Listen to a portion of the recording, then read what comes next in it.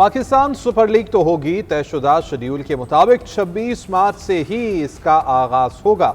Chairman PCB Mohsin Naqvi का भारतीय propaganda का मुंह तोड़ जवाब, कहते हैं कि इस मरतबा इफ्तिताही तकरीब नहीं करेंगे, बराह रास्त मैचेस शुरू कराए जाएंगे। पेशावर और मुल्तान वालों से माजरत, वहां मैचेस नहीं करा सकेंगे। जो लोग टिकट खरीद चुके उन्हें 3 दिन में रकम वापस मिल जाएगी। दुनिया में तेल का बहरान चल रहा है, हमें नहीं पता ये जंग कितनी देर तक चलेगी। जब तक पेट्रोल बहरान मौजूद है, तमाशाइयों को स्टेडियम में नहीं बुलाएंगे। किफायत शारी के तहत मैचेस भी सिर्फ लाहौर और कराची में ही कराए जाएंगे। अगले साल पेशावर में 1 से ज्यादा मैचेस रखे जाएंगे। फ्रेंचाइज को गेट मनी का बोर्ड पूरा करेगा। हमारा फोर्सेस अलर्ट हैं और इस हवाले से हमें कोई मसला नहीं है। सिक्योरिटी इदारों ने कई चीज़ों को होने वाले नुकसान से पहले ही रोक दिया। मैचेस का नया शेड्यूल जारी किया जाएगा ताकि खिलाड़ियों की मूवमेंट कम से कम हो। जो गैर मुल्की खिलाड़ी पहले ही लीग से बाहर हो चुके उनके खिलाफ एक्शन लिया जाएगा। पेट्रोल और डीजल की एलपीजी की बिला तातुल फराहमी यकीनी बनाई जा रही है। हुकूमत ने पेट्रोलियम मसनूआत पर 69 अरब रुपए का बोझ बर्दाश्त किया।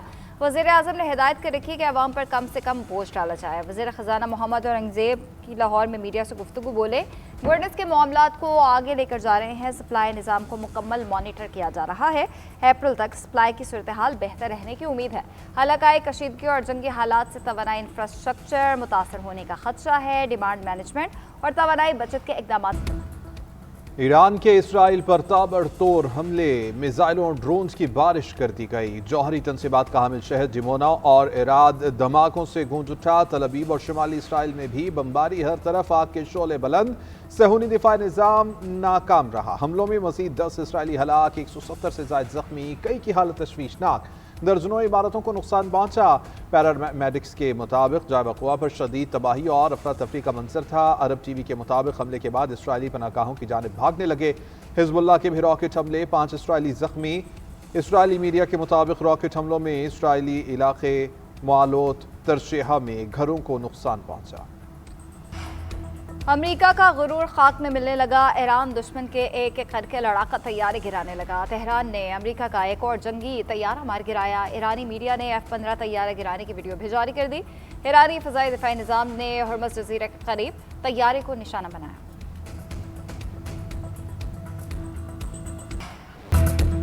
ईरानी हमलों के बाद इसराइल में तबाही, दिफाई निज़ाम पर भरोसा करते इसराइलियों को हकीकत का सामना। मिसाइल हमलों में इमारतें मलबे का ढेर बनने लगी। हमले के फौरी बाद तबाही के मनाजिर सामने आने लगे। घरों के दरवाजे और खिड़कियां टूट गई। मिसाइल गिरने के बाद शॉक वेव से ही कई इमारतों के शीशे टूट गए। सहूनी हुकूमत की जानिब से तबाही के मनाजिर सामने लाने पर पाबंदी के बावजूद वीडियोस की भरमार। इसराइली सोशल मीडिया पर घरों की तस्वीर और वीडियो शेयर करके नेतन्याहू हुकूमत से सवालात। उधर Israeli emergency service red star of David ने इसराइली शहरियों से खून की एहतियात की अपील की। अमेरिकी सेनेटर्स का ट्रंप पर जंग में नाकामी का इल्ज़ाम। डेमोक्रेट रुकन क्रिस मर्फी का कहना है कि ट्रंप ने ईरान के खिलाफ जंग का कंट्रोल खो दिया। वो बहुत घबराहट का शिकार हैं। फौजी ऑपरेशन ट्रंप का पागलपन है। यास्मीन अंसारी का कहना था व्हाइट हाउस अमेरिका और दुनिया को तबाह करने पर तुला हुआ है। ईरान के खिलाफ ऑपरेशन लापरवाही और गैर कानूनी है। जंग में अमेरिकी फौजी हलाक हो रहे हैं। लड़ाई के तबाहकुन असरात मुरतब होंगे।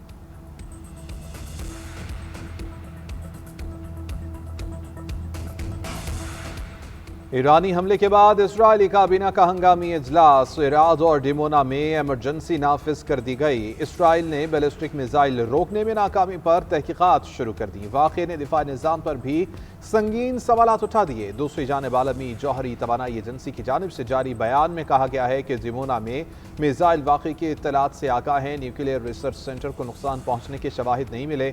मालूमात के मुताबिक गैर मामूली ताबकारी रिकॉर्ड नहीं हुई। इसराइल के आसमानों पर अब ईरान के मिसाइल्स का तसल्लुत है। ईरानी पासदारान इनकलाब का ऐलान, कहते हैं ईरान खत्ते की तमाम तंजीबात को आग लगा देगा। अमेरिका को ऐसे नुकसानात उठाना पड़ेंगे जो दूसरी आलमी जंग के बाद नहीं देखे गए। खाक पर कब्जे की कोशिश की तो बहरा अहमर और आबनाए बाबुल मंदब को तह बाला कर देंगे। हालात अमेरिका और पूरे खत्ते के कंट्रोल से बाहर हो जाएंगे। ईरान की नई हिकमत अमली और लॉन्च सिस्टम से अमरीकी और सऊदी कमांडर हैरान रह जाएंगे। आज रात इसराइली मकबूजा इलाकों का जनूबी हिस्सा कई घंटों तक ईरानी मिसाइल से चमकता रहेगा। खातिमुल अंबिया मरकजी हेडक्वार्टर के तर्जुमान का कहना है कि ईरान ज़्यादा जदीद निज़ाम के साथ दुश्मन पर कहर बरसाने के लिए मैदान जंग में दाखिल हो चुका है। मोहम्मद बाकर कालिबाफ ने कहा, इसराइल की फ़ज़ाएँ अब महफूज नहीं है, तनाज़ा नए मरहले में दाखिल हो चुका है। इसराइल और अमरीका के साथ जंग में तयशुदा मगर नई हिकमत अमलियों पर अमल दरामद का वक्त आ चुका। अमेरिका और इसराइल के ईरान पर हमलों का सिलसिला न थमा। तेहरान के मशरक़ी और मगरबी इलाकों में खौफनाक धमाके सुने गए। तेहरान के करीबी शहर दमावंद में 3 धमाके, प्रदेश में भी धमाकों की आवाज़ें। मावंद में ईरान का बड़ा बिजली घर मौजूद है। ईरान की जौहरी तनसीबात पर भी हमले। खबर एजेंसी के मुताबिक ताहाल नतंज जौहरी तनसीब पर ताबकारी के असरात की इत्तलात नहीं है। ईरान की जौहरी तवानाई एजेंसी की नतंज तनसीब पर अमरीकी और इसराइली हमले की मज़म्मत। हमला NPT माहदे की संगीन खिलाफ वर्जी करार दिया। ईरान ने बैन अल-अक़वामी एटमी तवानाई एजेंसी को हमलों से मुताल्लिक़ आगाह कर दिया। रूस की ईरानी जौहरी तनसीब नतंज पर हमले की शदीद मज़म्मत। रूसी वज़ारत ख़ारिजा का कहना है कि नतंज जौहरी तनसीब पर हमला आलमी कानून की खिलाफ वर्जी है। उधर टोमाहॉक क्रूज मिसाइलों से लैस बरतानवी जौहरी आबदोज बहरा अरब पहुँच गए।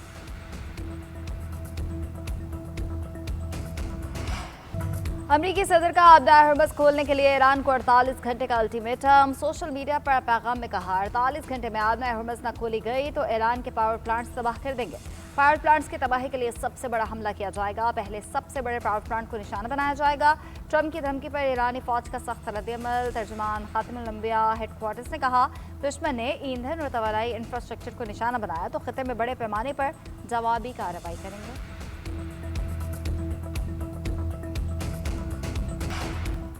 ईरान के हमलों के खिलाफ सऊदी अरब का बड़ा सिफारत इक़दाम। सऊदी अरब ने 2 ईरानी फौजी अताशियों और उनके अमले को नापसंदीदा शख्सियात करार देकर मुल्क छोड़ने का हुक्म दे दिया। खबर एजेंसी के मुताबिक सऊदी अरब ने ईरान के 2 अताशियों और अमले के 3 अरकान को मुल्क छोड़ने का कहा। सऊदी हुकूमत के मुताबिक ईरान ने सऊदी अरब, खलीज ताउन काउंसिल और अरब और इस्लामी मुल्कों को बार बार हदफ बनाया। सऊदी खुदमुख्तारी, सिविलियन इंफ्रास्ट्रक्चर, मौसमी मफादात और सफारती तनसीबात को निशाना बनाया गया और अच्छी हमसायगी के उसूलों की नफी भी की गई। जारी रहने के हमारे ताल्लुकात पर संगीन असरात होंगे।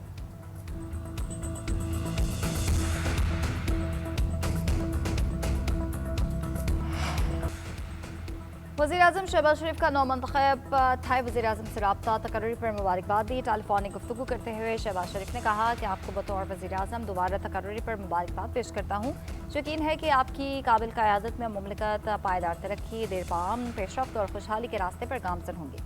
पाकिस्तान और थाईलैंड के दरमियान दोस्ताना ताल्लुकात को मज़ीद मजबूत बनाने का ख्वाह हूँ।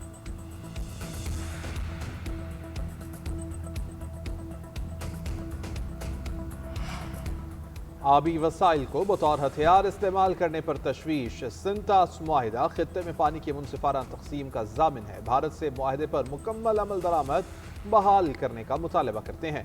सदर आसिफ अली जरदारी का पानी के आलमी दिन पर पैगाम। कहा कि हाइड्रोलॉजिकल डेटा शेयरिंग में खलल पर तहफ़्फ़ुज़ात हैं। पानी की महफूज फराहमी को कौमी तरजीह होना चाहिए। चेयरमैन पीपल्स पार्टी बिलावल भुट्टो ने कहा कि सिंतास मुआहिदे से मुताल्लिक भारत की एक तरफा इक़दामात की एक बार फिर मज़म्मत करते हैं। सिंतास मुआहिदे को मुअत्तल करना कानून की खिलाफ वर्जी है। भारत पाकिस्तान की जानिब बहने वाले दरियाओं के कुदरती बहाव को रोकना चाहता है। पानी को हथियार बनाना एक निहायत गैर जिम्मेदाराना और काबिल मुज़म्मत अमल है। से भरे त्यौहार ईद उल फितर का आज दूसरा दिन मेल मुलाकातों और दावतों का सिलसिला जारी। कल जो मेहमान बने आज मेज़बानी के फ़राइज़ निभाने में मसरूफ़। मज़े के पकवानों से मेहमानों की तवाज़ो, घरों में दस्तरखान सजकर चाय के साथ गपशप का भी दौर चलने लगा। शाम का सिनेमा घरों के प्लान तैयार, बच्चे ईदी खर्च करने तफरी गाहों में जा पहुँचे।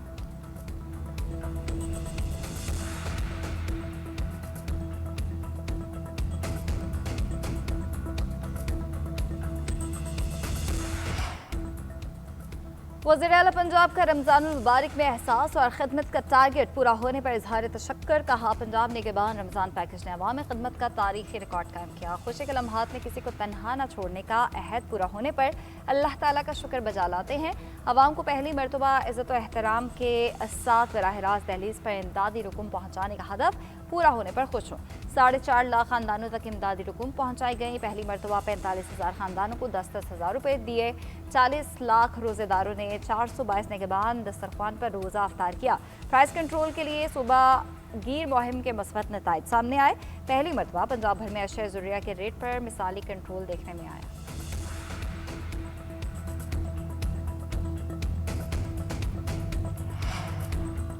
कोयटा और गिरदानवाह में बारिश का सिलसिला जारी। खुनकी में इजाफा हो गया। बलोचिस्तान के मुख्तलिफ इलाकों में मौसमी अलर्ट जारी कर दिया गया। महकमा मौसमियात के मुताबिक आज रात की चवारान और पंचगूर के बरसाती नदी नालों में तुग़यानी का खदशा है। कोयटा समेत सूबे के मुख्तलिफ इलाकों में बादल बरस रहे हैं। बारिश का सिलसिला आइंदा 24 घंटे तक वक्फे से जारी रहने का इम्कान है। मुल्क के बेशतर इलाकों में मौसम खुश्क रहने का इम्कान है। रात को बलाई सिंध, जनूबी खैबर पख्तूनख्वा और जनूबी पंजाब में तेज हवाओं के साथ बारिश मुतवक्के है।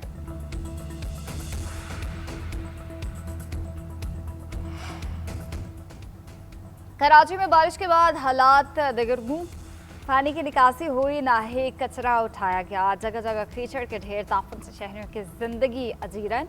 सॉलिड वेस्ट मैनेजमेंट अमला सड़कों पर मौजूद नहीं है। सरशाह सलेमान रोड पर कचरा उठाने के बजाय जलाया जाने लगा। जिला वस्ती, शर्की और जनूबी में भी सफाई की सूरत हाल अबतर। Gulbahar, sanitary market, Liaquatabad, Burns road पर कचरे के ढेर। नश्तर रोड, लसपी, लाल चौक, नाजमाबाद, सोल्जर बाजार से भी गंदगी साफ न।